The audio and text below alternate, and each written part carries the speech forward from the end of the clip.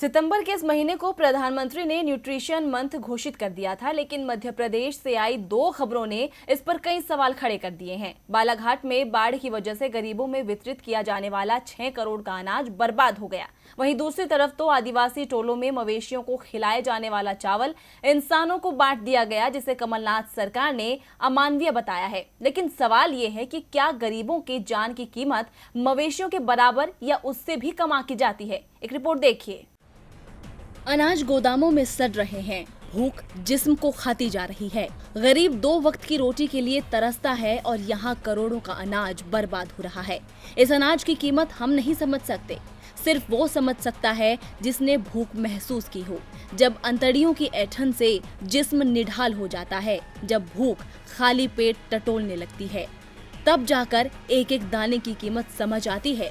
लेकिन बाढ़ की वजह से बर्बाद हुए इस अनाज पर आखिर कौन सवाल करे? वैसे भी ये अनाज तो गरीबों में बंटने वाला था।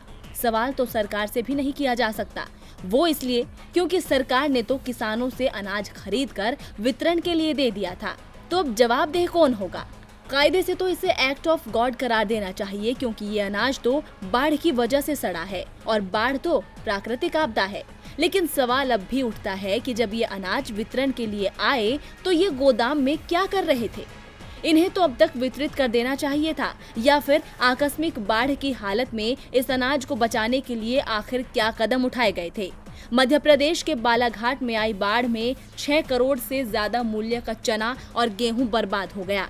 बोरे में रखे हुए अनाज में घुन लग गए, चना बाढ़ के पानी में अंकुरित हो गया और जो गरीब सरकार की तरफ से आए अनाज की आस लगाए बैठे थे, उनके पास अपने भाग्य को कोसने के अलावा कोई चारा नहीं बचा है।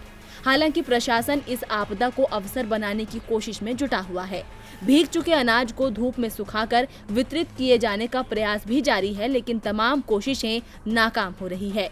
हालांकि प्रशासन अपनी खामियां छिपाने के लिए ये अनाज भी वितरित कर सकता है। ये अनाज गरीबों में ही तो बंटना था, तो क्या हुआ? अगर ये सड़ गया है, फूड पॉइजनिंग से ये गरीब बीमार भी हो गए, तो क्या फर्क पड़ता है? दरअसल मध्य प्रदेश में एक ऐसी ही घटना सामने आई है, जिसमें 2 आदिवासी जिलों में मवेशियों के खाने लायक चावल पीडीएस के जरिए लोगों में बांट दिया गया है, जिसे पूर्व मुख्यमंत्री कमलनाथ ने आपराधिक कृत्य बताया है। तो जरा सोचिए, जब जानवरों को खिलाए जाने वाला चावल गरीबों में वितरित किया जा सकता है, तो भला ये सड़ा हुआ अनाज क्यों नहीं? वैसे इस बार तो पीएम मोदी ने मन की बात में अर्थव्यवस्था, रोजगार, परीक्षा से जुड़ी सारी बातों को दरकिनार कर देशवासियों के स्वस्थ और पोषण की बात की। यहाँ तक कि सितंबर को न्यूट्रिशन मंथ भी घोषित कर दिया। अब इसे संजोग कहें या साजिश, न्यूट्रिशन मंथ के दूसरे ही दिन ऐसी खबरों का आना संभवतः मोदी सरकार को बदनाम करने की साजिश भी हो सकती है, मगर हकीकत सबके सामने है। डीबी लाइव की रिपोर्ट।